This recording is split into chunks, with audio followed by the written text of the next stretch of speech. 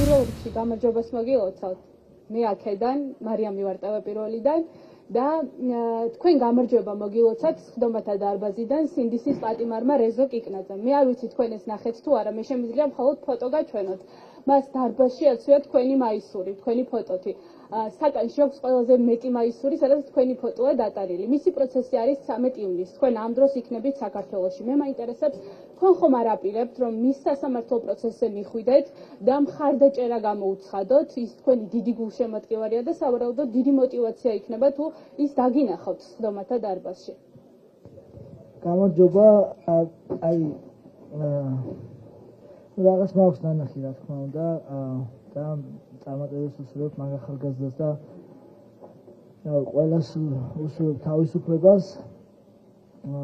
ხო, რაც შეეხება იცით, რომ როგორი დაკავებული ვარ და აი რომ მე სპორტსმენი ვარ პირველ რიგში და ჩემს საქმეს ვაკეთებ და ანუ არიან დარწმუნებული ვარ, უამრავი კარგი ადვოკატია, აგერ თქვენს ახალგაზრდები, ყველა რა ვიცი, რაც გასაკეთებელია გავუკეთებთ მაგ ახალგაზრდას, რავი და მე ანუ კიდევ ვიზახი, აი ეს ორი ადამიანი იყო ჩამოყვანილი, ამ ხელა მისია მაქვს აღებული, რომ ვაჩვენო ჩემი საქართველო და მე ჩემი საქმე გავაკეთო, რაც ვიცი რა.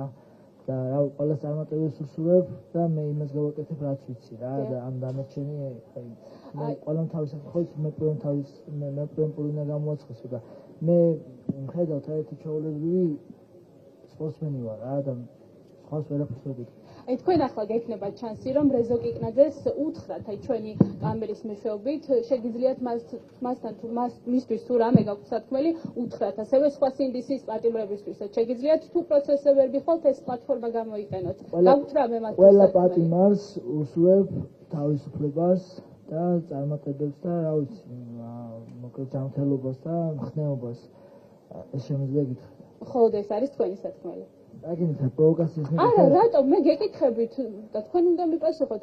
გამოიყენეთ ჩვენი პლატფორმა და მიმართეთ ამ ადამიანებს. მხოლოდ წარმატებას უსურვებ. აი შენ რას ეტყოდი, აი შენ როგორ ეტყოდი.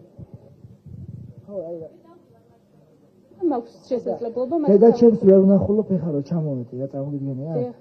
ხო და ეხლა აი ხო საქმეზე ვარ ჩამოსული და ხო ხედავთ რა. გასაგებია.